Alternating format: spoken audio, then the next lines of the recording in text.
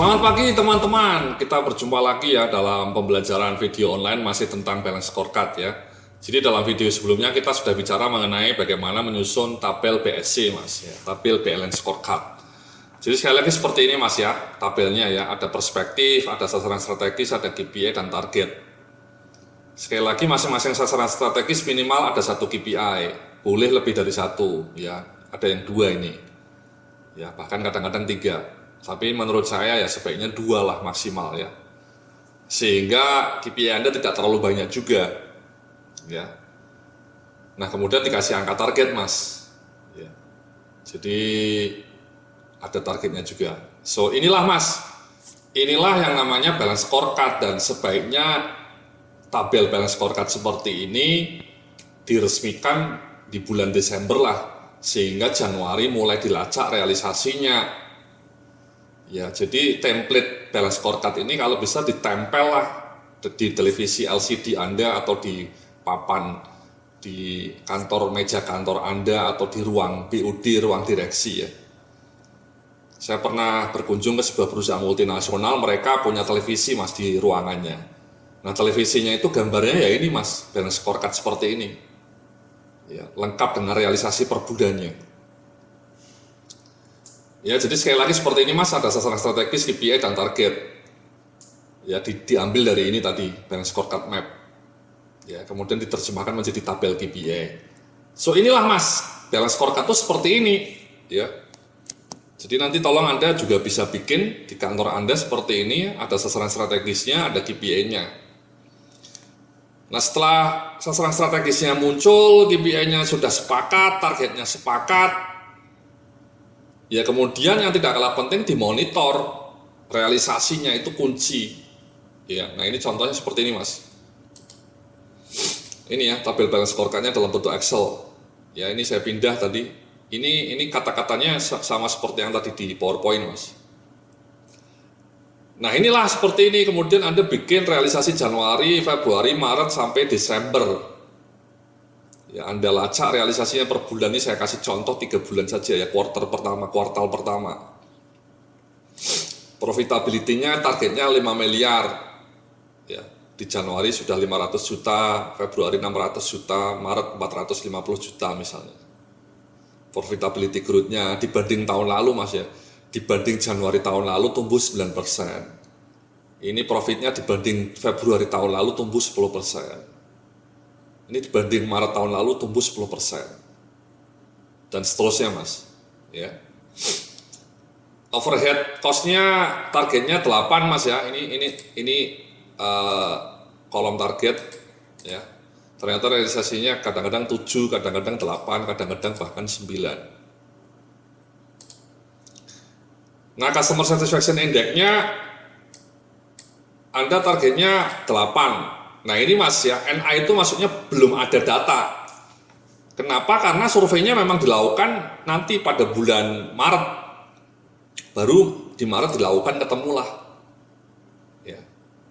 Jadi ada beberapa KPI yang tidak bisa dilacak tiap bulan. Contohnya ya ini mas survei, masa tiap bulan melakukan survei kan boros. Mungkin setahun bahkan cukup 2 kali atau bahkan sekali. Ini misalnya di perusahaan contoh ini melakukan kegiatan surveinya baru setahun 2 kali misalnya, Maret nanti sama let's say November. Jadi nanti di bulan-bulan berikutnya ditulis angka yang terakhir mas ya, 8. Ya. Nanti baru di bulan berikutnya, di bulan November, di bulan ini dilakukan lagi misalnya nilainya berapa gitu. Ya.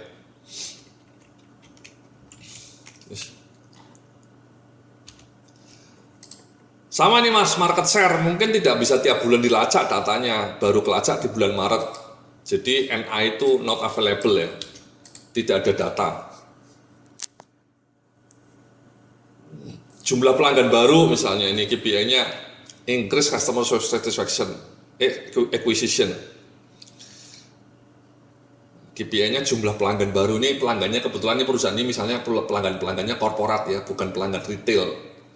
Kalau pelanggan Anda retail memang tidak mudah mengukur jumlah pelanggan baru kalau retail. Kalau pelanggannya korporat ya mudah mas. Ya. Targetnya 50 di Februari, Januari sudah dapat 5, Maret dapat 4, Februari dapat 8.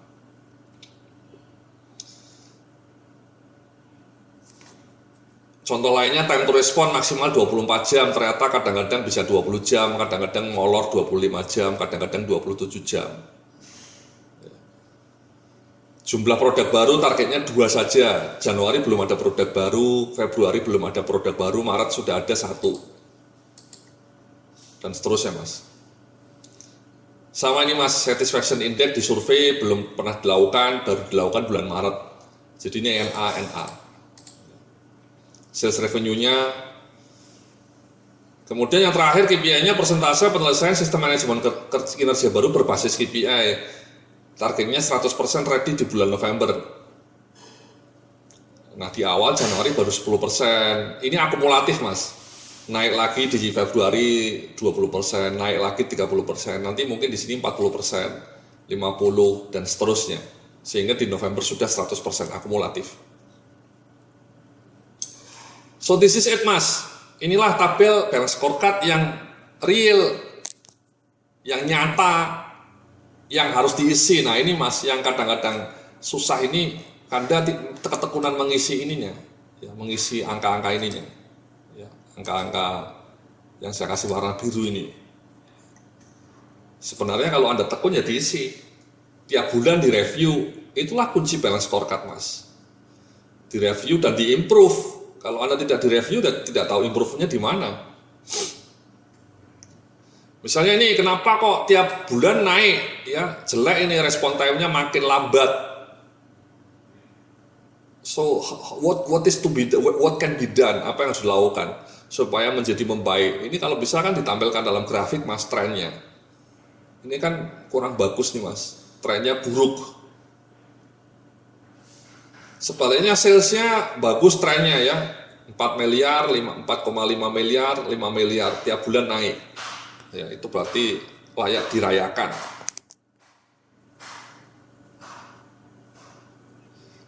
Jadi Anda sebaiknya bikin seperti ini mas ya, bikin seperti ini, balance scorecard seperti ini.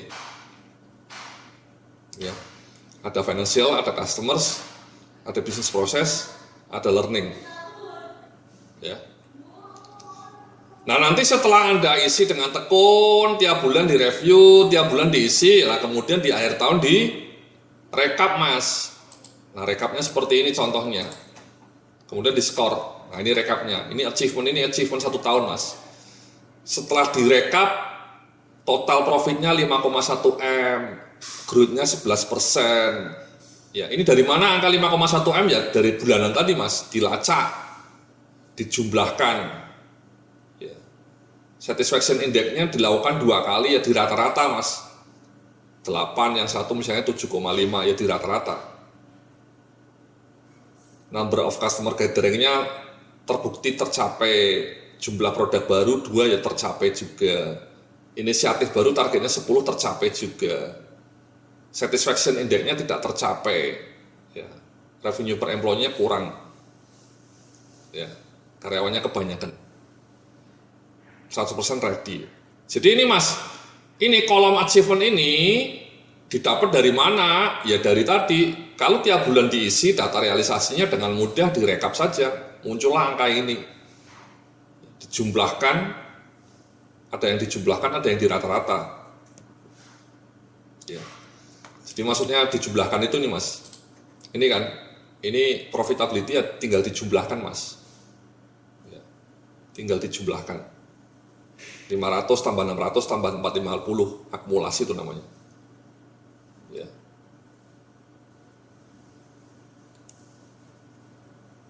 Nah kalau ini juga dijumlahkan, ya, jumlah pelanggan baru dijumlahkan. Tapi kalau customer satisfaction index nanti misalnya Anda melakukan 2 kali sama November di sini ya. Misalnya yang November nilainya cuma 7,5. Ya itu di rata-rata mas. Rata-ratanya gimana? 8 tambah 7,5 dibagi 2. Ya, jadi 8 tambah 7,5 dibagi 2.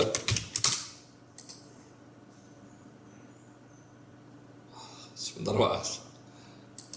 keliru nih rumusnya. Ya ini masih 77,5. Jadi ada yang di rata-rata, ada yang ditambahkan. Ya, sebagian besar ini KPI-nya ditambahkan, Mas. Akumulasi saja. Ya.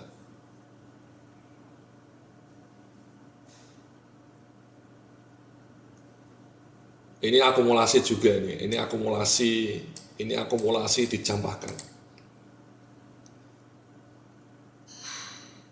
Nah, kalau yang terakhir ini nanti angka yang terakhir Mas dipakai. Ya misalnya di sini 40% dan seterusnya, kemudian di bulan November sudah 100%. Ya angka 100% ini yang digunakan. Ya, yang dipindah ke sini. Ini 100% ready.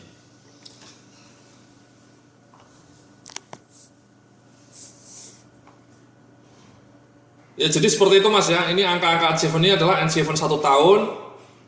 Ada angka yang diakumulasikan atau ditambah, ada yang angka yang di rata-rata, ada yang angka terakhir di bulan terakhir dipakai. Ya. Again ini hanya akan mudah didapat kalau Anda punya dokumentasi yang rapi tadi tiap bulan, apalagi kalau pakai software lebih bagus. Nah setelah itu diskor Mas, Mbak ya. Cara skornya mudah ini Mas ya. Achievement dibagi target. Ya, achievement dibagi target. Ya. Jadi kenapa 102 ya? Karena targetnya cuma 5.000, pencapaiannya 5.100 ya kan? 5.100 per 5.000 kali 100. Ya, jadi 102. Ini kenapa 110?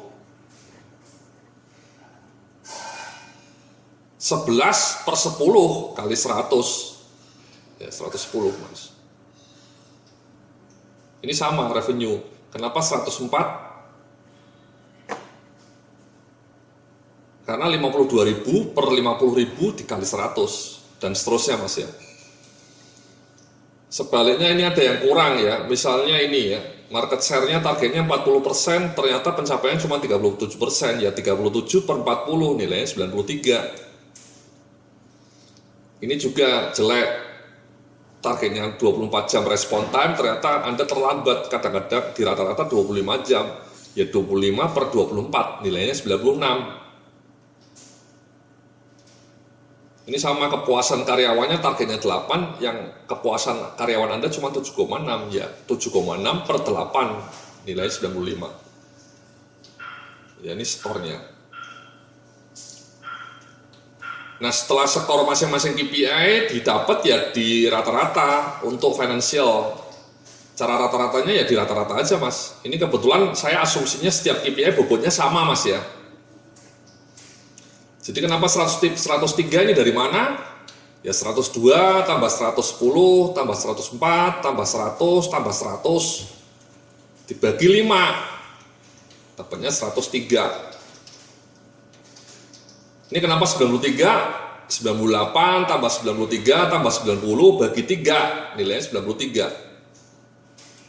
Sama ini, kenapa ini 99 ya 100 tambah 96 tambah 100 tambah 100 tambah 100 dibagi 5 dan seterusnya. Jadi ini skor per perspektif. Ya. Financial skornya 103, customer 93, bisnis proses 99, learning 95. Nah kemudian dikalikan bobotnya Mas ya. Ingat ini financial bobotnya kita pura-puranya ya, ilustrasinya 25% ya, 103 kali 25% dapatnya 25,8. Ini dari mana 23,3? 93 kali 25%. Ini kenapa 24,80 ya, 99 kali 25%.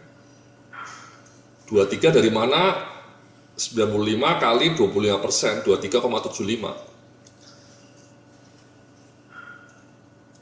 Jadi kemudian di total nilainya 97,68. Ya Mas ya. Kategorinya A ini mungkin. Nah ini perusahaan bisa ngasih woro-woro. Di Januari misalnya Wahai karyawan semua, kalau balance scorecard kita di Desember nanti nilainya di atas 95, perusahaan akan ngasih bonus 2 kali gaji misalnya. Jadi karyawannya bersemangat mas, mereka bersemangat supaya balance scorecardnya tinggi karena mereka sudah dapat promise dari owner kalau nilai balance scorecard perusahaan ini di atas 95, bonus karyawan 2 kali gaji. Anda sorak-sorak mas ya. Nah ini kan nilainya di atas 95 mas. 97, jadi Anda dapat bonus lah 2 kali gaji mas ya. Alhamdulillah, alhamdulillah mas ya. Mudah-mudahan seperti itu mas ya, amin. Ya jadi seperti itu mas ya. Ini kalau bobotnya misalnya finansialnya 30%, customernya cuma 20 ya 3. Ini 93 kali 20% saja. Ini 103 kali 25%. 30% kalau bobotnya pindah ya. Ini kebetulan bobotnya dianggap sama. Sekali lagi ini bisa sama, bisa tidak, tergantung filosofi owner, tergantung jumlah KPI.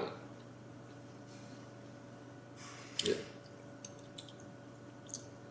So this is it mas, inilah balance scorecard ya, sudah ada sasaran strategisnya, ada perspektifnya, ada bobotnya, ada KPI-nya terukur, targetnya jelas, achieve-nya dilacak, kemudian di scoring. Dan skornya menentukan bonus. Oke, terima kasih. Demikianlah ya, nanti kita akan lanjutkan dalam video berikutnya. Sampai jumpa dalam video berikutnya. Salam sukses, penuh kemuliaan.